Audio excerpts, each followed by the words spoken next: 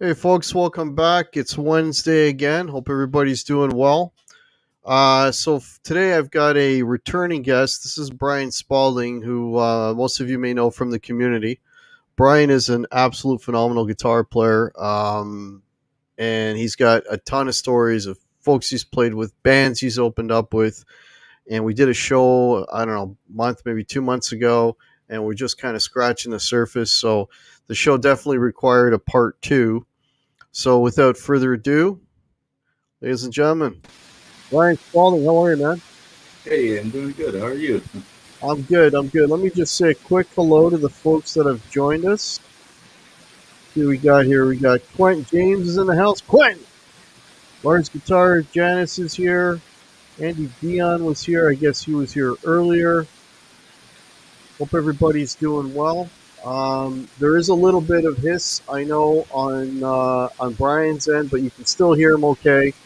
And there's nothing we can do about that, unfortunately. But we can still hear him, so everything's cool. Hey, Brian S., welcome. So, off there, there's Papa Blue. Now people are coming in. Lars Guitars, welcome. So we were talking a little bit about off there. We're trying to remember what we discussed on the last show, and so that we don't repeat stories for this week. So I think William De Silva, welcome. There was a story that you were going to tell. We saved it for this week because it's one of my favorite bands. Which we're talking about Judas Priest. Guitar Man 45, how are you? So you had a Judas Priest story for me, and we didn't have time last time. So let's start off with that Judas Priest story. Right. So, when you live in Hawaii, a lot of those bands like Judas Priest and Lizzie, it's such a foreign thing for us here on the island, right? You can only access and dream about those groups like Van Halen, for instance. Everybody wanted to see Van Halen ever since the first album came out. Mm-hmm. And the only way you get to see that is like in magazines or in the albums, and that is basically it, right? And so it's unfathomable to us to be able to actually see a band live here. And when you do, it's like, whoa, man, this is incredible. It's like you're jumping out of the page of a magazine and you're on stage. You just can't believe you're seeing them live. And, back in the day, I think I said this before, the bands here got chances to open up for large acts out there whenever they arrived. And so, right. Like a friend of mine, his band got to open up for Ozzy, and Jake Lee was in the group. Oh, nice. Yeah. And we didn't get that gig, but we did get the Judas Priest gig. And that just came at me by surprise. It's like that for me. And whatever band I'm in, I'm always like the last person to know about anything.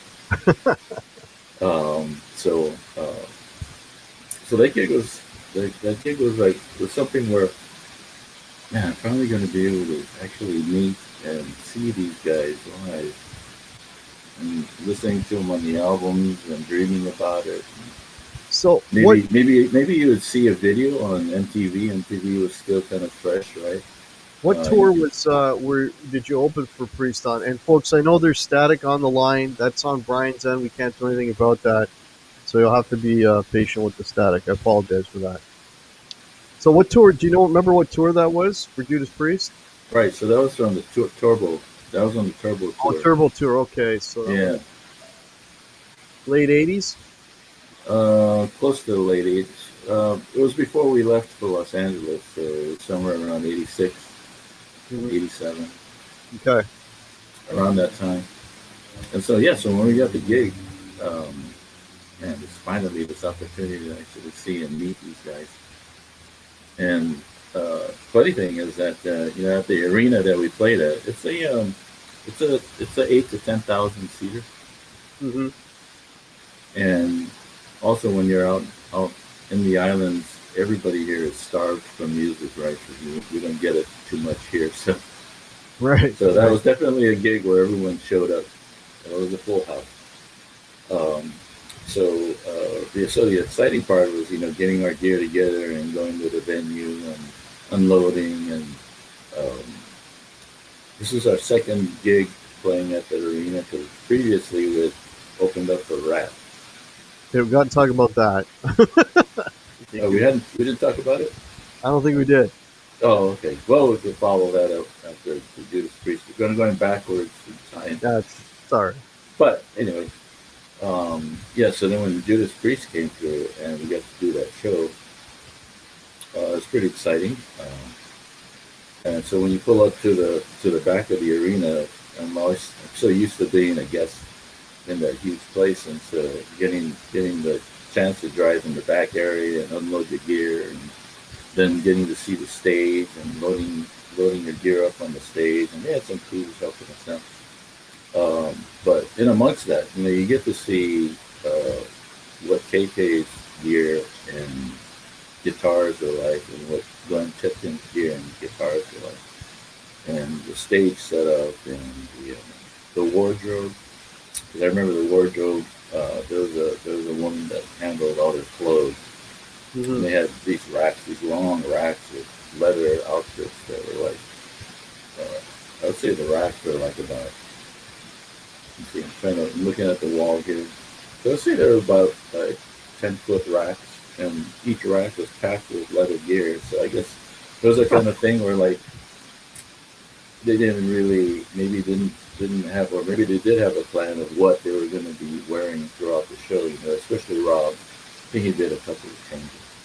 Yeah, he does a lot of changes. Yeah. Yeah, yeah. And so when and that gear is like it's real. It's all real leather. And what else? What else is there? Oh, and the motorcycle that he typically came out with For helping during the like leather. right. When they would open the door and then he would Yeah. ride out, and that I think that bike was electrically driven. It didn't have an actual working Harley motor on it, right? For Oh, good reason. big secrets revealed. Yeah, It's a moped. but yeah, right. And so that was pretty cool. They had that in a wooden crate, and they would have to unpack that and get it set up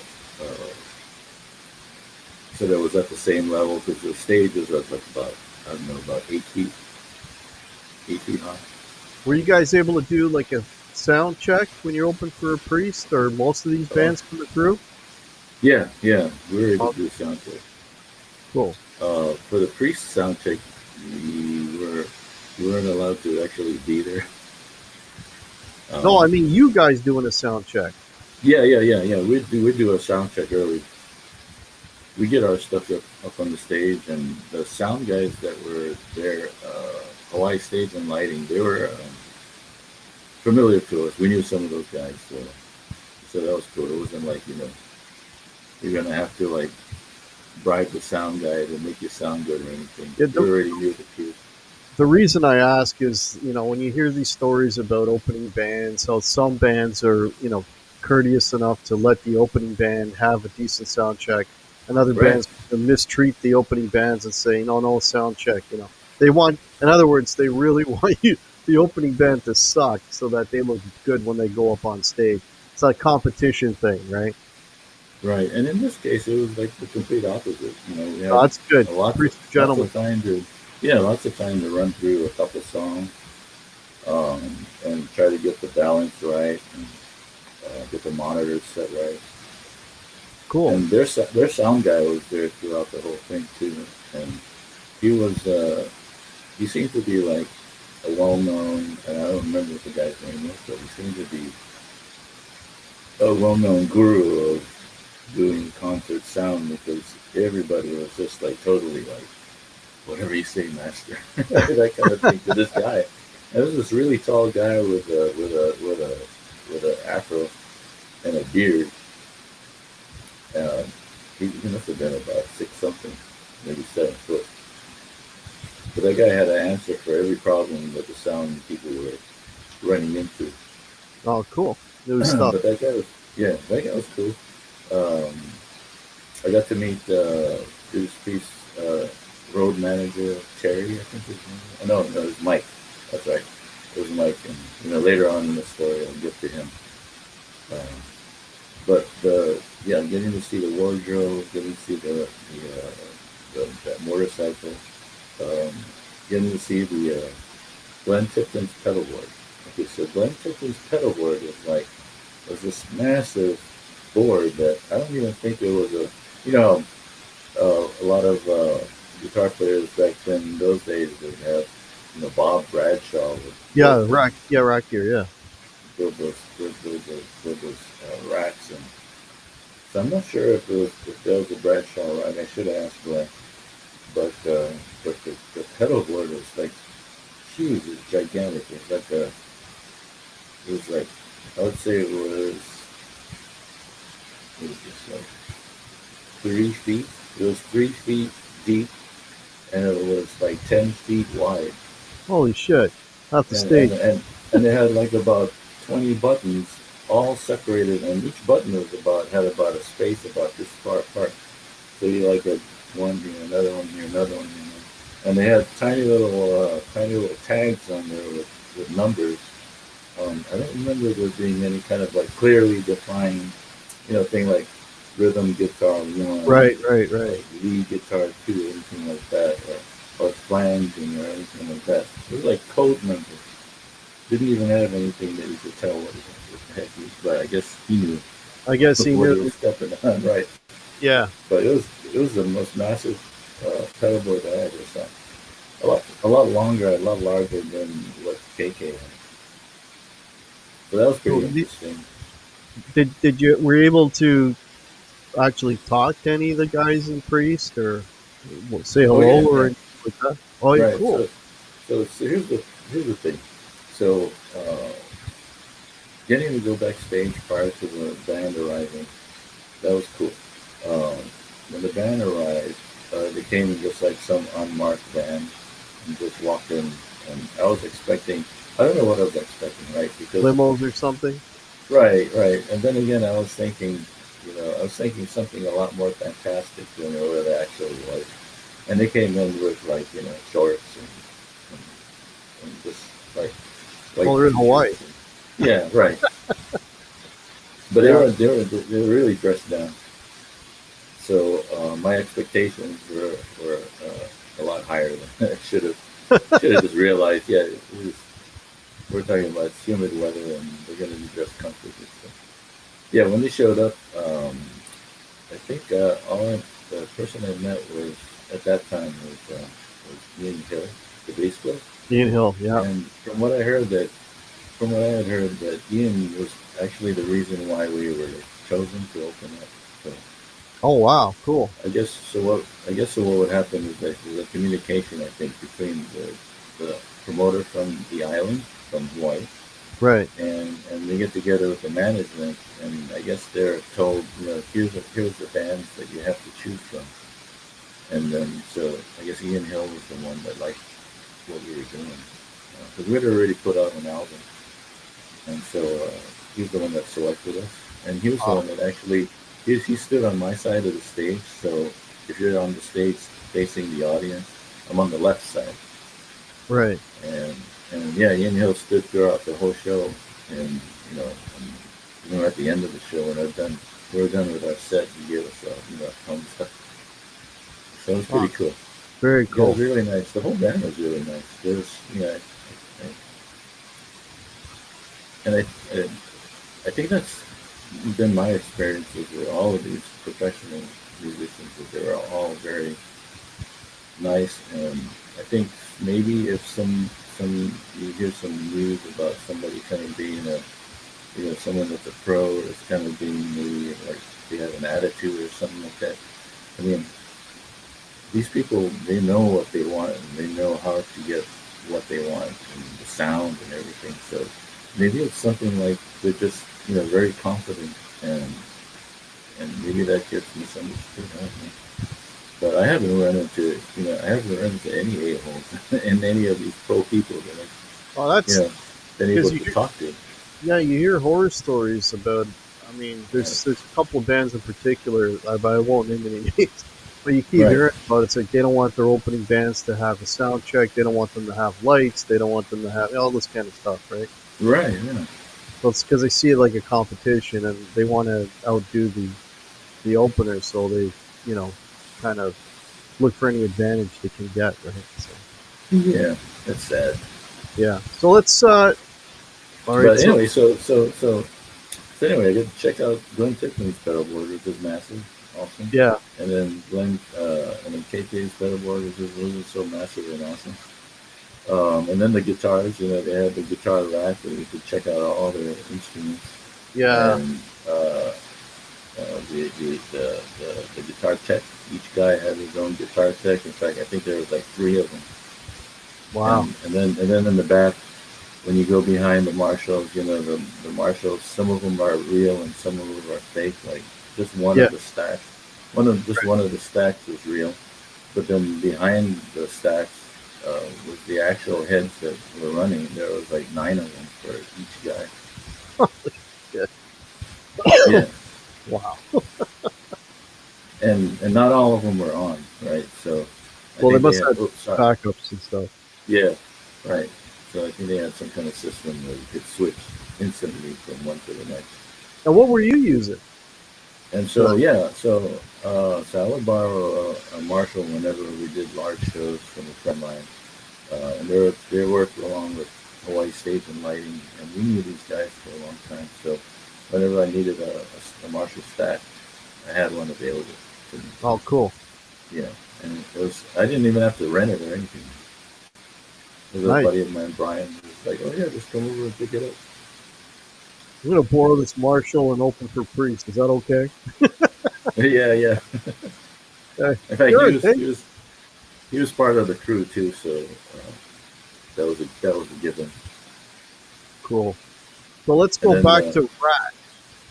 Are we? Are you have more to say oh about no, Judas Priest? yeah, we still got more to go on Okay, I'm Priest. sorry. Go ahead.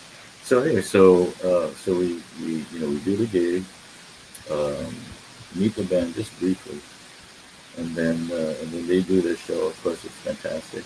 It was pretty cool to be able to, you could during the show you could walk in the back and see what's happening in the back, and then come out and sit up front of the house and watch the show. And then so what would happen? I think I had mentioned this before, maybe I didn't, but uh, we would often host after parties for a lot of these large bands. Hmm. Well, that particular night we didn't play any after party, but we were invited to an after party for Priest. And so after they were done with the show, they would go to, and I don't remember the name of the club, but it was a short, that place was only around for a little while. But they were set up at the club in a particular room, and it was supposed to be set up for meet and greet. So everybody was told that after the show, go to this club and get to do a meet and greet. Although I didn't see too many people show up for the thing, so I'm not too sure what happened there. But when we got there, we could hang out in the room as long as we wanted to with the band. Nice. Um, the turnout wasn't that big, so the guys in the band really started to get kind of restless and wanted to actually go somewhere where the action is happening because you're pretty much on the edge of Waikiki, and so there's so much things going on down the street.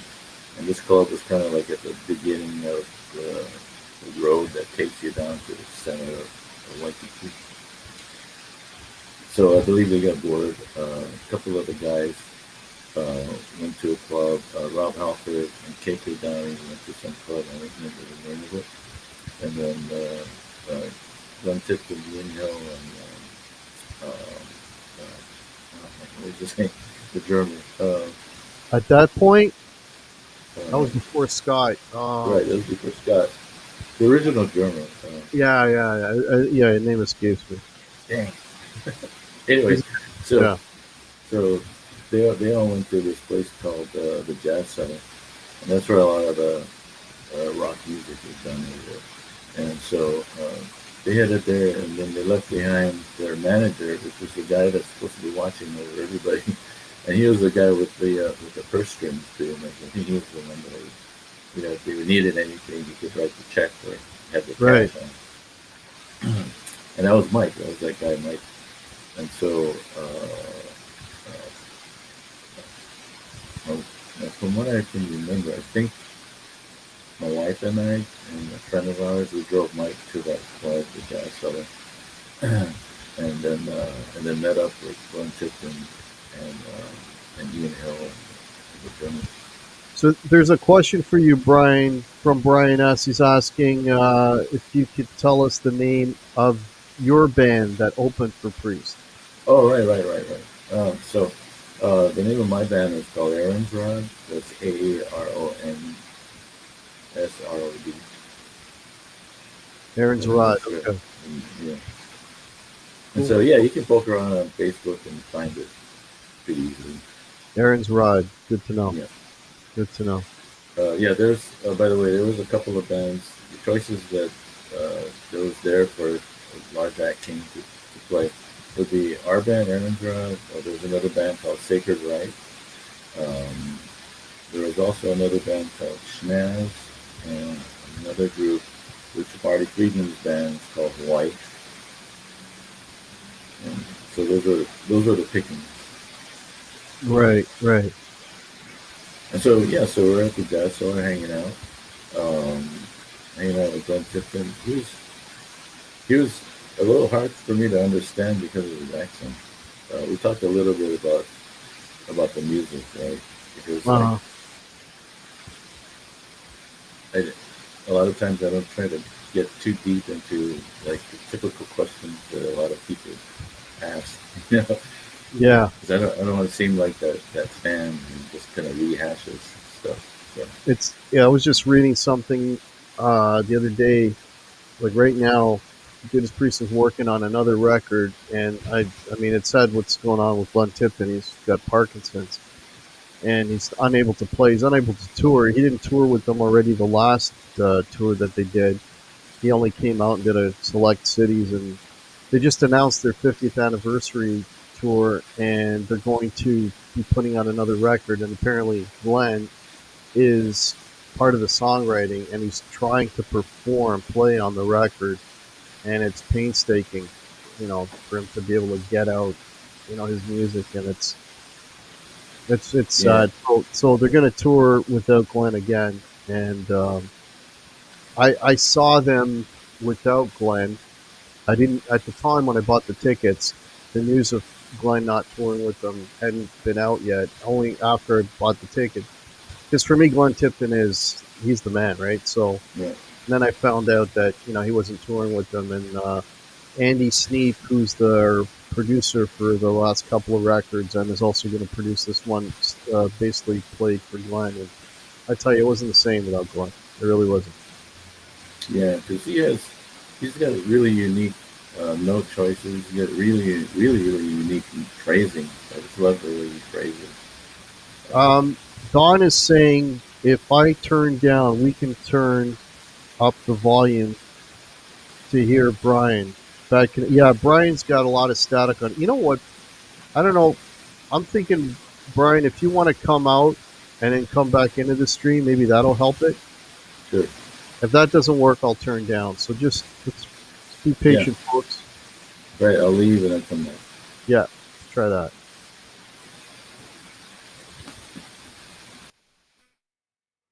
All right. So hopefully he'll come back in without all that hissing. But thanks everybody for joining us. Got a bunch of people in here. Michael Sin, welcome. John the Dark Wizard, CK, Gussie Wells, Blackjack Guitar. Nice to see everybody in here. Let's see if there's anyone else I missed. Charles Green, how are you? Randy Greer, welcome. We're just waiting for Brian. Lefty Mike, how's it going? Waiting for Gene Schmidt. Gene, I saw your video. I wanted to see you up close.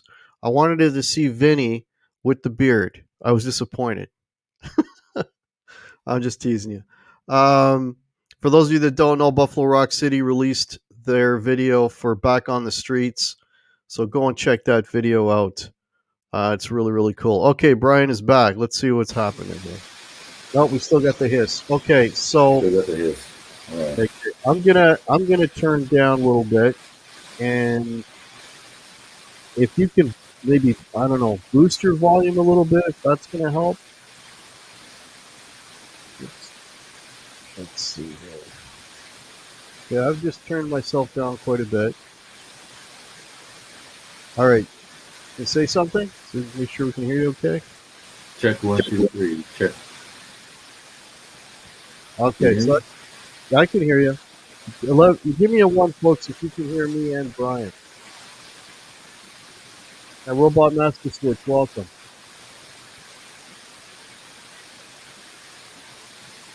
Okay, just waiting for some response here. Is he on the right mic? Hey, Mitch, how are you? I don't know what you mean by the right mic. He's got his headphone mic on. Yep. Check 1, 2. Can you hear that? Yeah.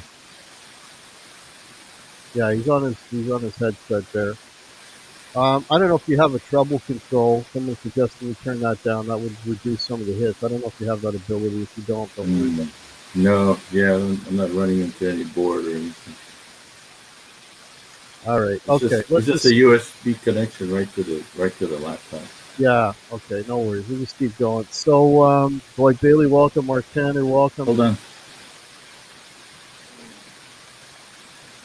Wait a minute. Okay. All right. So let's talk about Rat. So how was give me the Rat story. Yeah, roll with it, Brian. That's exactly. Right. So Rat was another one of those shows where, like, Oh, hang on. One thing Mitch Heyman is saying: make sure that the laptop mic is off.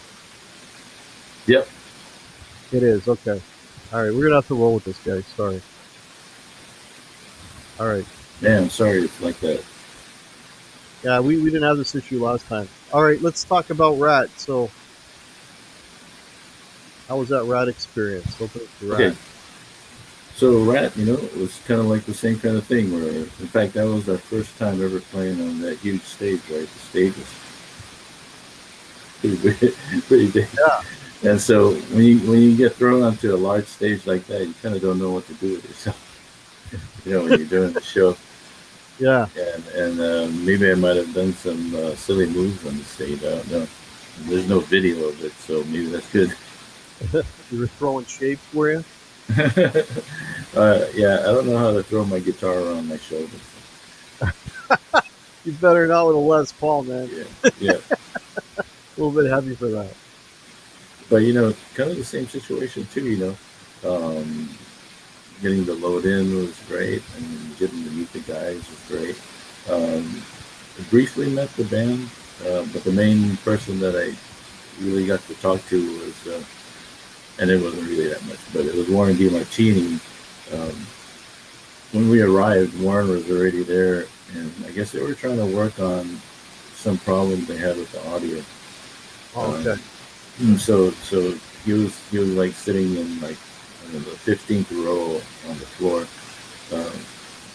leaning back on the chairs with his legs up, and we had that the guitar, the one that's got it's black and white, and it's got the red sun, and it's got the samurai swords on it. Right. So he had that one, and he was just wailing away. Amazing stuff he was doing. It was coming through the main, but they were working on a problem at the time, so I was kind of like, sheepishly kind of like inching my way over to where Warren was leaning back, and when I had the chance, I said, "Hey man, how you doing? We're opening up for you."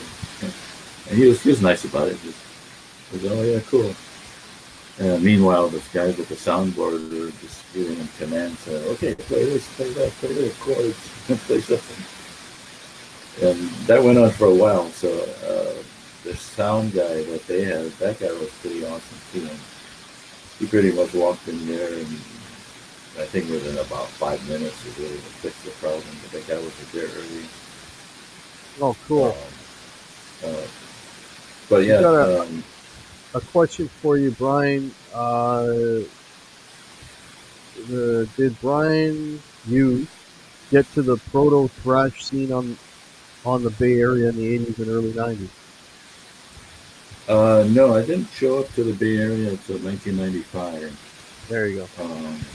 And so, but I can get to that story after we talk about Rat. And the Rat story is that long. So, but it was basically just getting to meet them.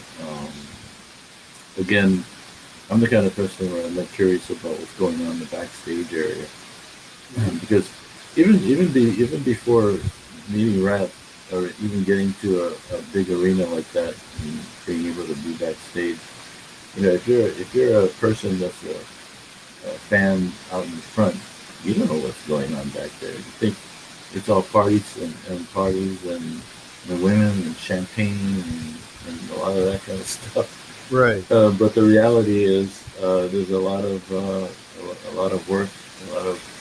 lot of grunt work going on. Um, there's not really any kind of parties or anything like in the area that Rad had. Sure, they had a table with a bunch of drinks and huge buckets filled with ice with all kinds of drinks or whatever, and a deli platter and whatnot. But that's about it. They didn't have there wasn't any real partying going on. There was just the guys getting ready, getting dressed, coming Right. out of the shower and stuff. And so it was the same thing for us too. We didn't have a big meat platter or anything. We had a box with a bunch of chips and some sodas. That was about it. Here's a bag of Doritos. Get out of here. Yeah, yeah. And that's the backstage glamour. There's really nothing to it, but I do appreciate the crew and being able to check out the guitars and being able to see the amps and the way they get their gear set up and the pedal boards and all that. I'm not a gear fanatic myself, but just being able to see a pro setup is awesome in itself. Yeah. And then for the Rat show, we didn't really get to hang out with the band afterwards. They split. They went someplace where I don't know where they went. Went on our merry way after doing the show. Which, if you play a big stage like that, you're on cloud nine. Right? And you don't get to do that kind of thing very often. Yeah. Yeah. But Totally. there's some learning points too. There's getting to know where you're going to be on the stage because things so massive. You got to cover a lot of ground, and being able to communicate with the drummer, that was pretty tough.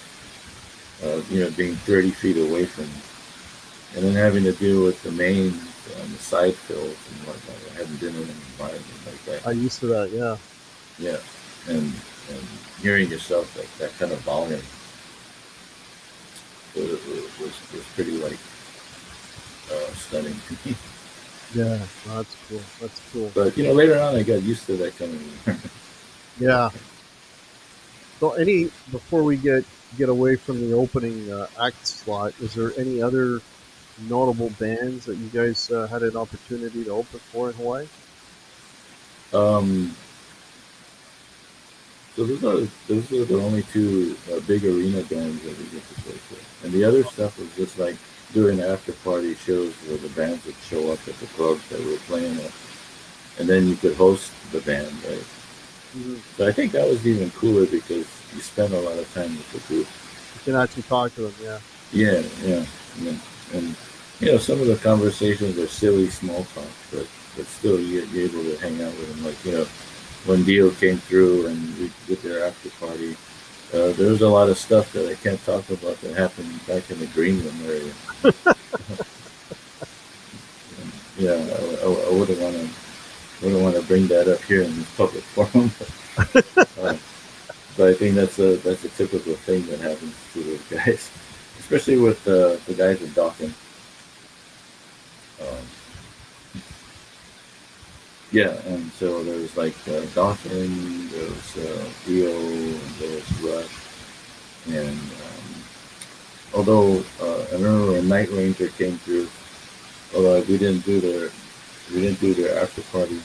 Um, Brad Gillis was there, and we got to hang out with Brad for a long time. Okay, Um, yeah. There was a Brad Gillis story. Story getting to that. Good. Yeah. yeah, and just talking with the guy, and he pretty much talked about his beginnings and his special strat, which whenever you see it on video, at least I thought he had a graphite neck, and it was actually just a just a regular neck he painted black, Oh, okay. and where he installed the wireless system into his, because he did his own guitar work, Right, right, right.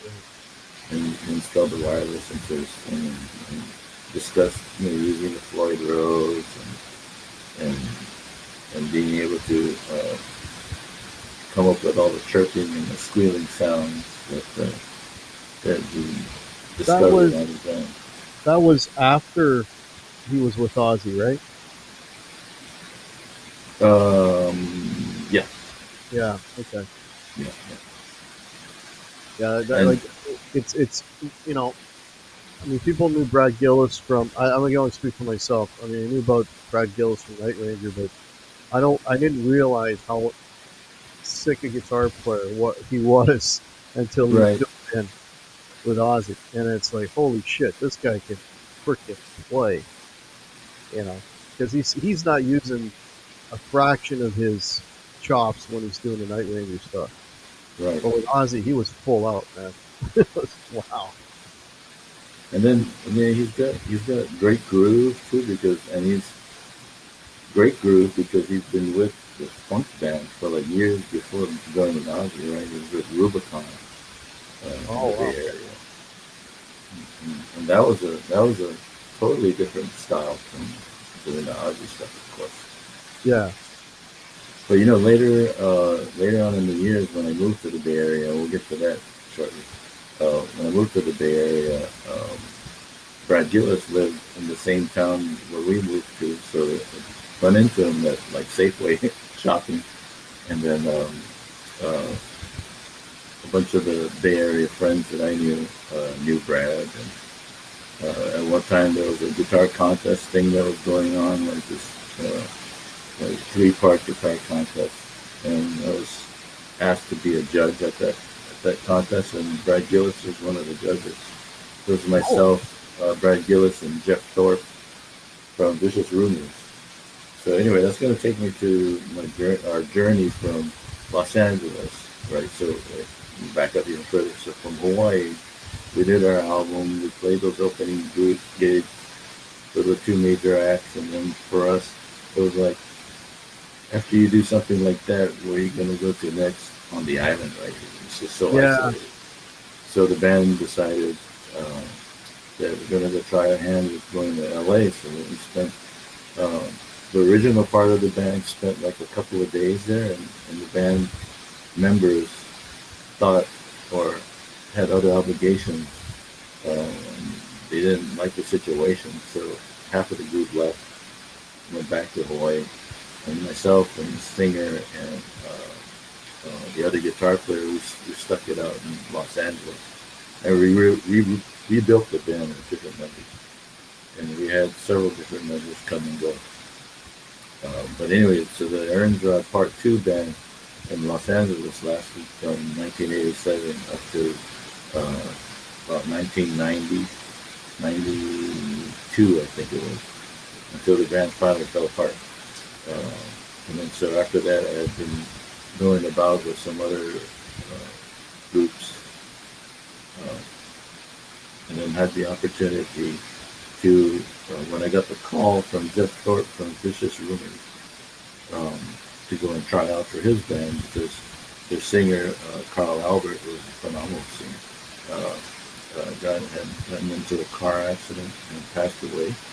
Oh, shit. And so the band really wasn't holding together. And Mark McGee, who was another fantastic guitar player, he ended up leaving the group and forming his own thing. So they were looking for guitar players to replace a guitar player to replace Mark McGee. Mhm. So I was invited to try out. So there was a couple of tryout sessions. I think from what Jeff told me, there was like he said there was a massive amount of guitar players that were flying in. People that are flying in from other countries, going in to try out for their band. Eventually, it wound down to just myself and Steve Smythe, who's more known as the band's Testament and Nevermore and Forbidden. Um, and I actually backed him up in his solo project. We got to be friends. But he Oh, actually got the gig, and so that's how I ended up in the Bay Area. So my Bay Area time started from 1995 all the way until 2019, 2020. let me just stop you there. Charles Green has mentioned this a couple of times. He wants you to know that he digs your stories. Oh, thanks. Thanks, Charles. And I But and I totally dig his stories too. He's got yeah, some he incredible was stories. on last week, and he was Right, telling us all about the whiskey go go, that was pretty cool. right, right. That was pretty cool. And Charles probably, you know, I was there around maybe I think at the same time that Charles He was was he was early '80s. up until what? He was early '80s. I think he mentions like you think it was two or well, he's in here. I don't want to speak for him, but I believe he said something like he was doing security and concerts for 2 or 3 years. So I don't know, 84, 85 maybe. But he can Okay, answer if he's in the chat. I wonder who would have You guys might have possibly just missed each other. So right just missed each other. So that's yeah, yeah, his stories are awesome. yeah, cool, cool. So anyway, so that's how I ended up in the Bay Area. And in the Bay Area, I did a bunch of things there. Even my last band, which hasn't actually broken up, is still through metal. And then there's the other Storm Band project, which was with some friends from here in Hawaii.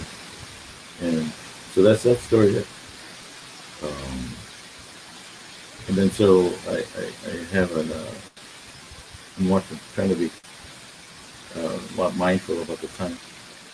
So anyway, I wanted to get into the ACDC story, which is kind of strange. Well, ACDC, you got to hear that one. And you mentioned off there Neil Sean, and I'm a massive Neil Sean fan. So even the smallest detail of a run-in with Neil Sean, I'd love to hear about that. Right. Let's do the ACDC one first. Yeah, so the ACDC story is kind of an odd one because um, it was like totally by surprise. Um, so the story was we were at rehearsal. We have this little studio at this place where they there was a moving company that owned this building, and then we had a small part of it about that building, and that was our rehearsal studio. Mhm. Anyway, so we rehearsed there in the evenings, and for like 4 or 5 hours, and through our door came walking in a friend of ours, and with her she had Cliff Williams. I'm like, what is ACDC's bass player doing in our studio? Anyway, so he walks in, introduces himself, and we give him a beer and hang out and talk, and then so he wanted to jam, and in my mind I was thinking, wow, he's the ACDC bassist. We're going to be playing some ACDC songs, but Right. I didn't want to do any of their songs. He totally cut our line. I was expecting to play, Chippy and all that other stuff, Back in Black and whatnot. But he wanted to play just old school blues, and and I think I mentioned to you before we went live, right? I never learned the blues basics and stuff, and I never got into it. basically Yeah, because of the way I learned the guitar. yeah. Um, Off there, Brian was playing a little bit, and you, I was just making this observation with Brian. Like when I pick up a guitar and I noodle, it's automatically I'm playing blues licks. When Brian's noodling, he's playing this crazy, like really super inversions and stacking triads and all this kind of stuff. Like completely different school. Like I wish I could do what you could do instead of just these tired old blues things. But anyways, that's besides the point. So you were trying. So you were giving it a go, then doing some blues with Cliff Williams, right? right. So luckily, my friend Neil, by the way, he played a classic old gold Strat, uh, and I think it was like in the '60s. Great sounding guitar. He knew a lot of old blues tunes and uh, Peter Green type material, Right, right. um, Albert Collins type stuff. So that was Oh, that was his forte. So he and Cliff Williams, could talk about those songs when they played it, and all I could do was just watch Neil's hands and try to keep up. Uh, I mean, it wasn't hard; it was the blues, but yeah, Neil was a lot better at sounding more authentic than I could do. yeah, I yeah. was like the low level rock version of the blues, where Neil was actually doing the good stuff. So, Well, and you take the blues into the stratosphere. You started going at it, man. You start doing all those crazy arpeggios and starting on the second and the whole tone and all this kind of stuff. Anyway, oh yeah, I was before we started the show, I was showing hacks and stuff. yeah, stuff that in my It's nice. dreams I can never execute. But anyway, yeah, that's fun. That's But funny. anyway, yeah, so we had a good time hanging out and jamming with Cliff Williams, right? With some beers and played a whole bunch of blues music. And we must Cool. have been jamming for like 2, 3 hours. Sounds like Um, so, okay, so after that jam session, the day after, I get the call like, hey Brian, you want to meet us over here at this address, right? So I get the call to go meet at this friend of ours. Uh, Debbie was her name. She had a condo in the middle of Waikiki. So drive over there and then go to her apartment and or a condo building. And so down on the ground level, you got the pool area. And so the members of ACDC, minus this, Angus wasn't there, were at the pool hanging out, and they had their families with them. And oh, so I went upstairs because I had my jeans on and stuff. And really wasn't prepared for that kind of getting in the pool action. So right, anyway, right. so I went upstairs and went to go and change and stuff. And when I was up there in Debbie's condo, they had a lot of beers and drinks, hard liquor, and partying type material. Call it. Party And material. that was on the dining room table. And so when I Right. was there, Brian Johnson walked in the place, and Oh, cool. he sat down at the table where I was sitting, uh, and we talked just a little bit. He was very cordial. He was nice. I liked his attitude. Hey, what's going on? Kind of thing. Like Yeah, seemed like he wanted to see some action. yeah. Uh, I'm not that kind of guy, so I'm not the partying type. But he sat down next to me and introduced himself, That's cool, man. and um, he asked about what it was like, living in Hawaii, and he liked the environment. And I remember he said something that was kind of like, I guess he had known a little bit about our customs. So he said something that had to do with Hawaii, and I don't remember exactly what it was. And I was kind of like caught off guard by it. But he was familiar with some of what we were done. I'm not too sure. Living in Australia, maybe the environment is similar to what we have in Hawaii. Oh, I okay. don't know. Yeah. because there's a lot of surfing that goes on there, and I used to do that a lot when I was younger. But yeah, so Cool. you get to hang out with the band, That's great. go down to the pool area. The problem with that is that I don't want to intrude because they get their families, they get their spouses with them, their Right. girlfriends or whatever. Sorry, Brian. Can And I get you to speak up just a little bit? I'm losing you a little bit here. oh, are you? Yeah. Get the mic in there. There you but, go. but anyway, yeah, it was a nice time. It was surprising to be invited. I was grateful for it. That's pretty So, cool. all right. So since we're having technical, we'll do one last story. Neil Sean. Let's wrap it up with Neil Sean. What do you? Okay, so back in 1979, I can't remember what the album was. Did it was 1979. Escape? Was that Escape? Escape, I believe, was 1980. 1980? Maybe it was 1980. I Okay. think, yeah, no, that's right. It was 1980. So a friend of mine, uh, she had gotten a hold of some backstage passes. And there were like these little stickers that you put up on Right. attach it yourself. So she got that, and she was like, "Hey, you want to go meet the band?" I said, "Yeah." So before the opening act even showed up, she put the sticker on my shirt, and then, so I went backstage. And, in fact, that was the very first time I ever got to see what it's like backstage. This is where I'm like virgin backstage guy. Right. Right. And Right. I'm thinking that there's a lot of Big crazy party. stuff Yeah. happening, but it wasn't. They had their families there, and it was a big, huge dressing room with those clothes racks, and those were empty, and there's the same thing, big bucket with ice and all the drinks you could want, but this spread is a little bit better than what Rad had. They had two long tables, and that one had a lot of deli meats and all kinds of chicken and There's so vegetable more records. platters and stuff. Right, and they had like a huge platter that had like, I don't know why they had that many sub sandwiches, but they were like about that big, and there was like 40 or 50 sandwiches of that type sitting on a platter, and then I think it was. So I was standing there like dumbfounded. I didn't know what to do. Ross Valerie was there. I didn't see Steve Perry. Um,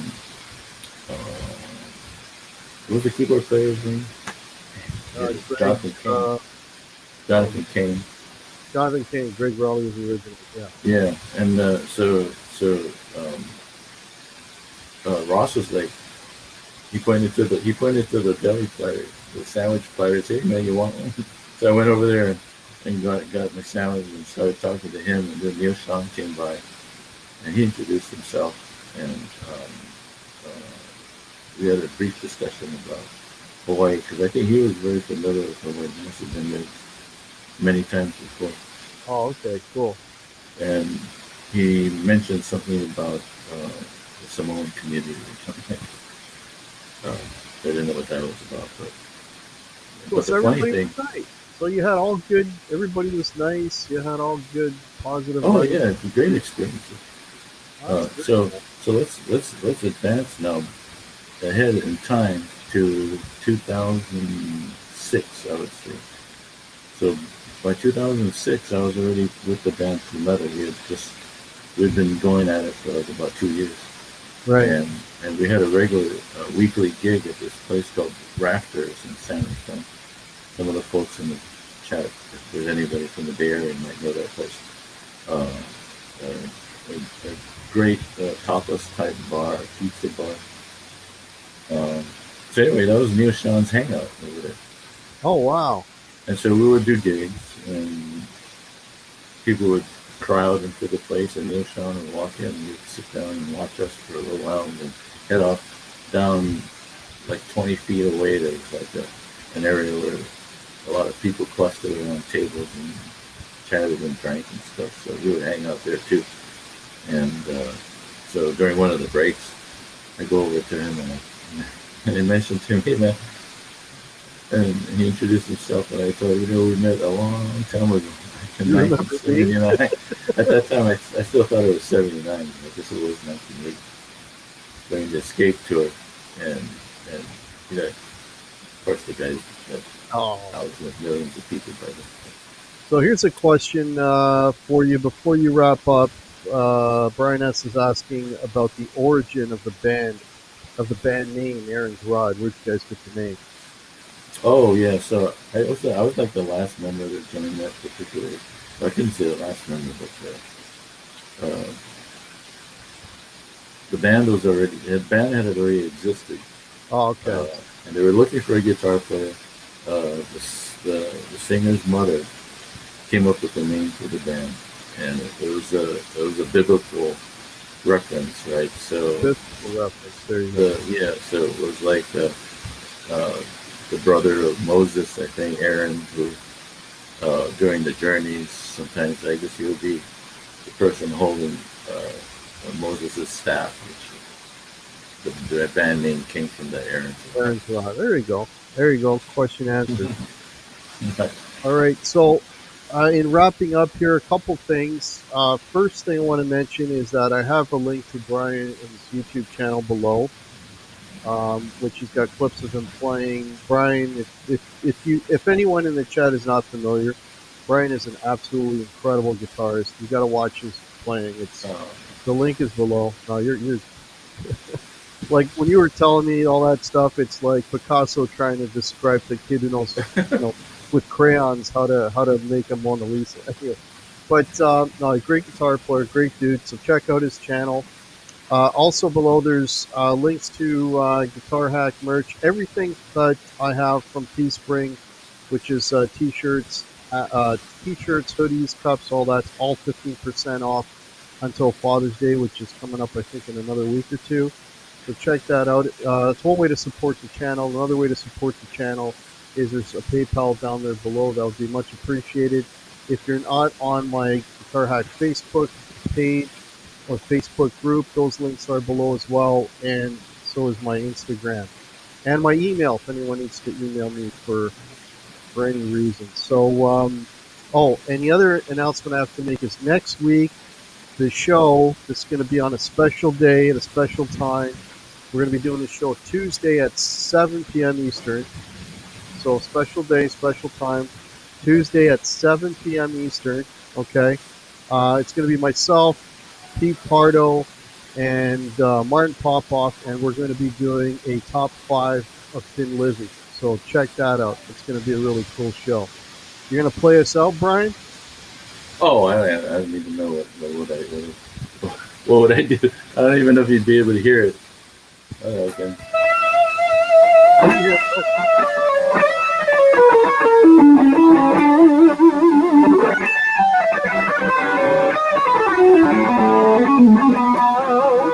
Open into the strings so then have it strapped on. You can do that. Shoot! I was gonna Do play that, out. but I was said gonna he play your riff.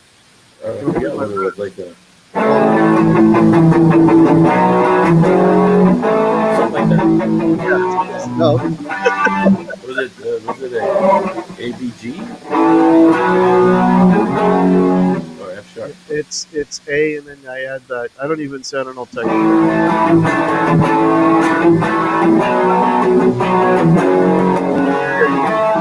I think you can do that. Oh,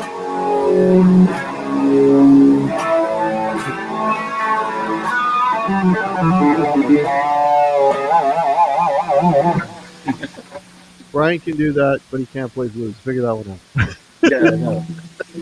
I'm All right. not good at doing the blues. Is there anything you wanted to mention, Brian, before we say goodnight to the folks? No, just I don't know why I said no, and then I'm gonna say something. Get that. Right? No, thanks for everybody for showing up and coming to listen to some of my goofy stories. And my bad noise and playing. I guess I always need to have this thing strapped on in order to be able to properly perform. All right, And folks. Thanks everybody for watching. We will see you next week. So don't forget, next week it's going to be 7 o'clock on Tuesday with Martin Popoff, Pete Pardo. We're doing the Thin Lizzy show. Hope to catch you all there. Have a great no, I could play the whole thing. All right. Good night, Yeah. everybody. Cheers. Thanks a Cheers. lot. Thanks a lot, everybody. Take it easy.